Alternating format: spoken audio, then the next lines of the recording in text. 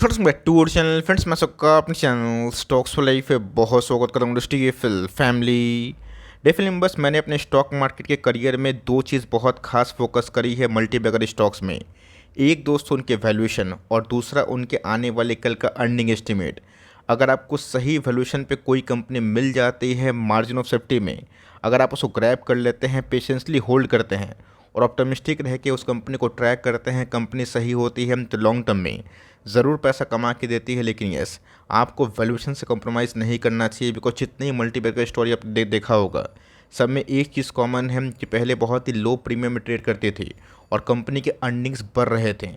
और जैसे ही company limelights में आती है तो कंपनी बहुत बड़ा पैसा छाप के देती है। तो बहुत लोगों का रिक्वेस्ट है कि सर स्मॉल कैप में कहाँ कहाँ अपॉर्चुनिटी है बताइए, जो जो कंपनी या तो मार्जिन ऑफ सेफ्टी पे ट्रेड कर रही है या उसके अगल बगल के बाज़ार में थोड़ा सा क्राइसिस अगर आता है, क्रैश में कन्वर्ट होता है बाज़ार, हम लोग उस आपदा को अवसर में कन्वर्ट करें। तो जी हाँ, कैसे खास कंपनी है जिसमें म्यूचुअल फंड की होल्डिंग 30% के आसपास है। आप चाहें तो इस कंपनी को ट्रैक एंड वॉच कर सकते हैं। कोई बाय और सेल रिकमेंडेशन आप मत समझिएगा, बट कंपनी काफ़ी दमदार है और वैल्यूएशन के पॉइंट ऑफ व्यू से 10 के प्राइस टू अर्निंग मल्टीप्लाई मिल रही है। चैनल फर्स्ट टाइम होंगे सब्सक्राइब कर सकते हैं इस तरह की क्वालिटी कंटेंट को सबसे पहले एक्सेस करने के लिए। Now without dealing any for time let's begin.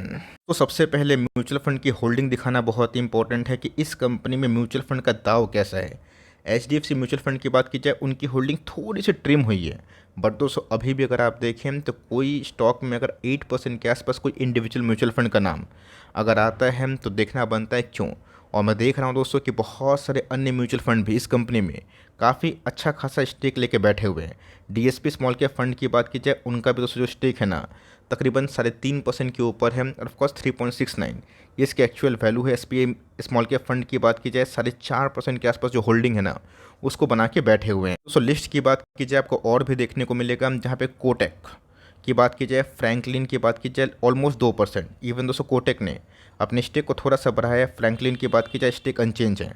HSBC value fund की बात की जाए, उनका भी नाम हमें देखने को मिल रहा है। देखा गया दोस्तों तो of course axis mutual fund trustee की बात की जाए, उनका भी नाम देखने को मिल रहा है। तो 7 से 8 फंड हाउस जिनका नाम काफ़ी बड़ा बड़ा है, जिनके AUM काफ़ी बड़े बड़े हैं, उसमें गए एक्सिस हो गए, कोटक हो गए, HSBC हो गए, DSP हो गए, बहुत सारे HDFC हो गए दोस्तों, हमें देखने को मिल रहे हैं जो इसको आराम से लेके बैठे हैं। तब कोर्स सिर्फ म्यूचुअल फंड होल्ड कर रहे हैं तो हम होल्ड कर दें, बचपना वाली बात है दोस्तों। हमें कंपनीज़ को देखना है और कंपनीज़ के वैल्यूएशन के पॉइंट ऑफ में बाइंग लेवल्स क्या इमर्ज हो रहा है उसको भी एक बार ध्यान में रखना है। जी हाँ दोस्तों, बात की जाए शेयर प्राइस की 296 मतलब 296 के आसपास देखने को मिल रहे हैं। बीच में गए स्टॉक भाग के 415 के आसपास हाई लगाया था और वहाँ से गए तकरीबन 120-30 पॉइंट के आसपास फॉल देखने को मिल रहे हैं। बीच में दोस्तों इस कंपनी का जो मीडियन पी है ना वो वही 8-9 के आसपास देखने को मिल रहा था। और यस, प्राइस की बात की जाए 250 से लेकर 270 एक बहुत ही स्मार्ट रेंज हमें दिखाई पड़ते हैं। ओके, एक साल की परफॉर्मेंस की बात की जाए 13% ऊपर है। ये प्रोफाइल दोस्तों पिछले कुछ समय से थोड़ा डाउन हुआ है, वरना ये प्रोफाइल हमें तकरीबन 40% के आसपास दिखाई दे रहे थे। तो जी हाँ दोस्तों, बढ़ता हुआ इंटरेस्ट रेट या फिर अनचेंज इंटरेस्ट रेट आने वाले कल में दोस्तों इन सब कंपनीज़ के लिए अच्छी खबर नहीं है। कंपनी की बात की जाए, कंस्ट्रक्शन बेस में काम करती है, रियल एस्टेट में काम करती है, तो इनके लिए क्या लोअर इंटरेस्ट रेट ना एक बहुत ही अच्छा टेलविंड होता है। और यस, आने वाले कल में क्या जो बजट है ना उसमें अगर कुछ बड़ी अनाउंसमेंट होती है कैपेक्स रिलेटेड या फिर इंफ्रा रिलेटेड, तो इन सब कंपनी को बहुत ही मेजर बूस्ट मिलने वाला। टर्म पॉइंट ऑफ व्यू की बात की जाए तो कंपनी दोस्तों अच्छे पैसे बना के दी हैं। डिविडेंड थोड़ा सा कम बढ़ती है बिकॉज कंपनी अभी ग्रोथ मोड में काफ़ी काम करे। लेकिन यस, 2022 का दोस्तों जो हाई है ना उसी के लेवल पे कंपनी आ चुकी है। जब जब गैस कंपनी एक रेंज में ट्रेड करती है तब तक ऐसे बड़े पैसे नहीं बनते और जैसा ब्रेकआउट होता है अच्छे पैसे बनते हैं। तो मैं ये तो नहीं बोलूँगा कि इस कंपनी में बहुत बड़ा मल्टीबैगर पैसे बनाए, लेकिन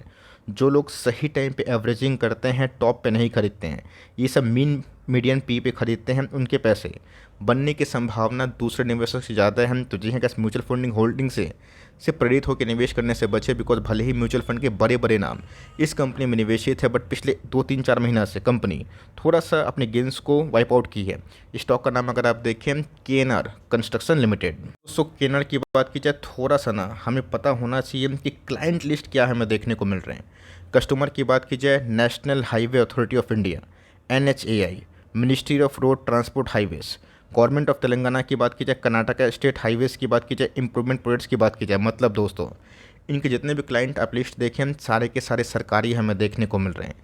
दोस्तों एक प्लस पॉइंट क्या मिलता है कि गवर्नमेंट अगर कैपेक्स करता है, इंफ्रा बूस्ट करता है, अच्छी बात है। लेकिन दोस्तों कभी कभी क्या होता है कि ट्रेड रिसीवेबल का झमेला होता है, और हमने कहा इस तेलंगाना में देखा जहाँ पे इनको थोड़ा ट्रेड रिसीवेबल का प्रॉब्लम देखने को मिला। बट कंपनी अच्छी है, ख़राब नहीं है।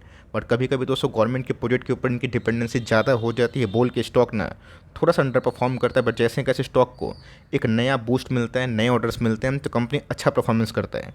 एग्जीक्यूशन कैपेबिलिटी की बात की जाए तो कंपनी का अभी भी 8,007 मतलब ऑलमोस्ट 9,000 जो लेन किलोमीटर रोड्स की बात की जाए ना, इसको बना चुकी है। It has a track record for execution of project before the schedule timeline. सबसे खास बात कैसे इस कंपनी की ये है कि जो भी प्रोजेक्ट्स ये कंपनी लेती है ना, समय से पहले अपने क्लाइंट को बना के दे देती है। और यही दोस्तों वजह है जिसकी वजह से कंपनी अभी भी काफ़ी स्टेबल मानी जाती है। बिकॉज दूसरे इंफ्रा को अगर आप कवर करें ना, देखें उसमें कभी कभी 10-10 साल पैसे नहीं बनते। बट येस, उससे कैसे ये कंपनी प्राइस स्टेबिलिटी के मामले में थोड़े से हटके दिखाई पड़ती है। दोस्तों 11 जुलाई की बात की जाए, कुछ खबर हमें देखने को मिली थी जहाँ पे कंपनी को नए ऑर्डर बुक्स दिखाई दिए थे। लेकिन दोस्तों मैं एक चीज़ को साफ साफ क्लियर करना चाहूँगा, ये FY25 में जो गाइडेंस हमें देखने को मिले वो फ्लैटिश काइंड ऑफ है। मैं आपको साफ साफ इसलिए बता रहा हूँ बिकॉज बहुत लोग, मुझे पता है कि निवेश करते हैं वीडियो को बेस बना के, तो गैस कोई रिकमेंडेशन मत समझिएगा। मैं डिस्क्लेमर देके बोलना चाहूँगा, लेकिन यस मैं गैस आपसे कोई बात छुपाना भी नहीं चाहूँगा। FY25 का जो प्रोजेक्शन है टॉप लाइन का वो साइडवेज में है। लेकिन दोस्तों आने वाले कल में अगर आप देखें तो 4-5 महीना के बाद ही हमें बजट का सीज़न देखने को मिलेगा, और उसके बाद कैसे पूरा फाइनेंशियल ईयर ख़त्म भी होगा। तो दोस्तों हम लोग FY26 में प्रवेश करते हुए देखने को मिलेंगे। तो long term point of view से इनके नए ऑर्डर बुक्स के लिए बहुत ही अच्छा सौगात ला सकता है। बिकॉज इंटरेस्ट रेट कट होने से real estate, infra, building materials वाली कंपनीज़ को इसका सीधा प्रभाव अच्छा पड़ेगा। कंपनी के हाईलाइट्स की बात की जाए तो जी हाँ गैस, कंपनी लगातार प्रोजेक्ट्स अवॉर्डिंग की बात की जाए, exploring new areas for growth, इसमें काम कर रही है। न्यू जो दोस्तों ऑर्डर हमें देखने को मिल रहा है ये काफ़ी सम्मानजनक अभी भी है। बट बहुत लोग थोड़ा सा ओवर ऑप्टिमिस्टिक होते हैं, जिसके वजह से स्टॉक थोड़ा बहुत शॉर्ट टर्म में अंडर परफॉर्म करता है। जैसे गाइस देखा गया है तो केनर का अभी भी जो ऑर्डर बुक है ना वो बहुत ही अच्छा है। इस फिजिकल की बात की जाए 6,000 का जो ऑर्डर इनफ्लोस है ये कंपनी लेके ही चल रही है, जो कैसे एक बड़ी बात है। ऐसा मैं इसलिए बोल रहा हूँ बिकॉज मैं आपको sales, top line, bottom line, company की EPS, ट्रैक रिकॉर्ड, मार्जिन्स सब कुछ बताऊंगा। कंपनी में क्या क्या अच्छी चीज़ है, क्या क्या बुरी चीज़ है, ये भी कैसे बताने की कोशिश करूंगा। तो वीडियो को पॉज करके ना आप चाहें तो इनके जो चीज़ें हैं उसको देख सकते हैं। बट ये अगर आप देखें तो लो ऑर्डर बुक्स की बात की जाए, outstanding receivable in Telangana irrigation projects to tune of 800 crore would affect project execution FY25। तो आप देख सकते हैं कि कभी कभी कैसे ट्रेड रिसीवेबल का झमेला होता है ना, बहुत सारा कंपनीज़ की बात की जाए आउटस्टैंडिंग ड्यूज़ नहीं पाते हैं, जिसके वजह से उनका फाइनेंशियल ईयर का जो प्लानिंग है थोड़ा रुक जाता है। बट मेरा ऐसा मानना है कंपनी इसको टैकल करने के बाद आराम से आने वाले दिनों में ग्रोथ कर सकती है। मैंने गैस ये सब चीज़ आपको क्यों बताई, जनरली गैस देखा जाता है तो पूरे एंटायर यूट्यूब में ये सब अंदर की बात कोई नहीं बताता। मैं इसलिए बताता हूँ कि पिक्चर क्लियर हो, उसके बाद आप यूनिफॉर्म जजमेंट ले।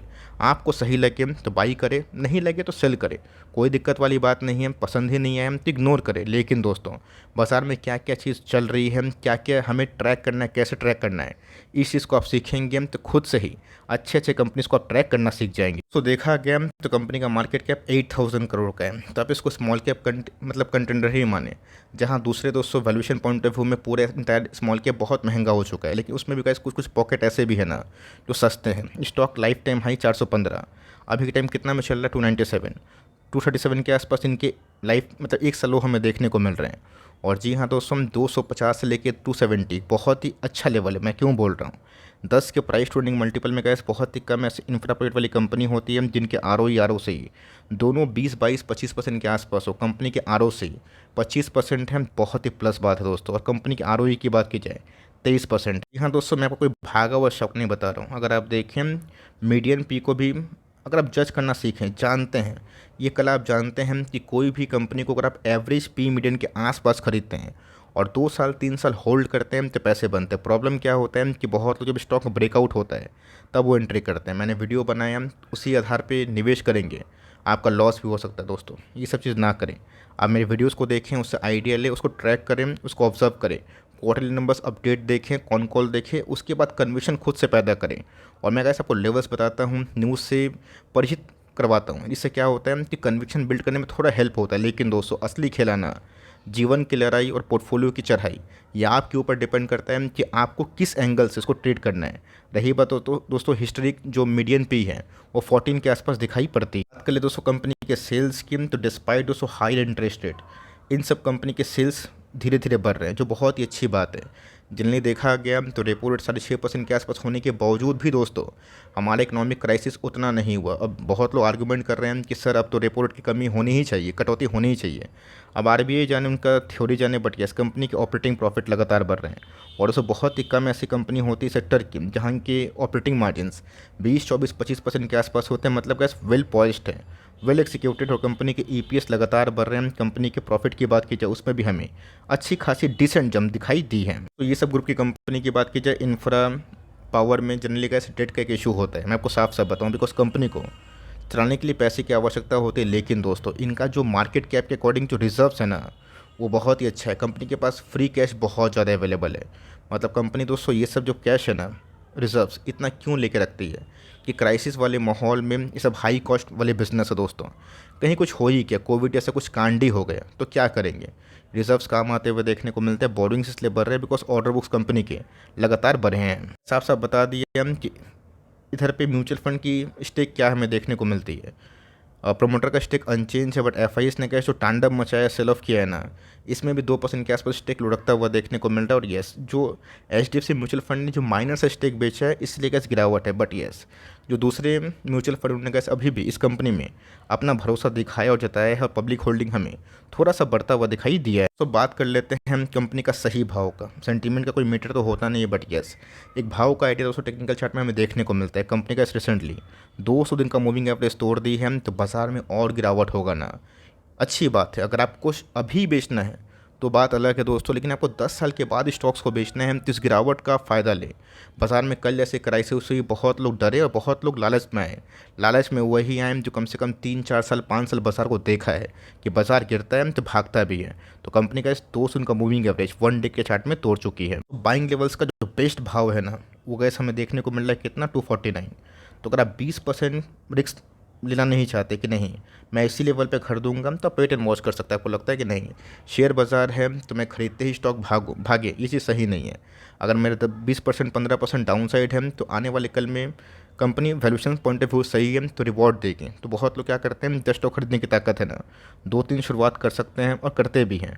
ये गैस मैं आपके ऊपर छोड़ रहा हूँ कि आपको कैसे प्ले करना है। मैं कैसे आपको लेवल्स बताता हूँ।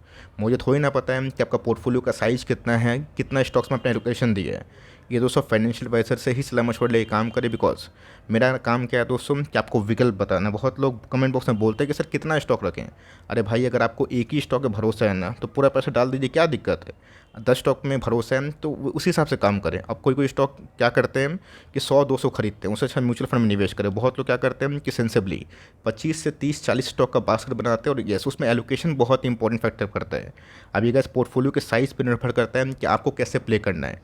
कोई बाई और सेल रिकमेंडेशन नहीं है, बट मैंने आपको लेवल्स बता दिया कि यहाँ पे हमें बहुत ही अच्छा मार्जिन ऑफ सेफ्टी मिल रहा है। और यस अगर इधर से निवेशित है तो आप कंटिन्यू आराम से कर सकते हैं। देखते हैं Q2 के नंबर्स कैसे आते हैं, लेकिन यस अगर ये सब लेवल्स आते हैं तो जी हाँ गैस यहाँ पे ना बहुत ही अच्छा मार्जिन्स मिलेगा। वीडियो पसंद आई तो प्लीज़ लाइक करिएगा, चैनल फर्स्ट टाइम होंगे सब्सक्राइब करके बेल आइकन को प्रेस करना भी ना भूलिएगा। दोस्तों मिलते हैं जल्द ही, तब तक के लिए बाय।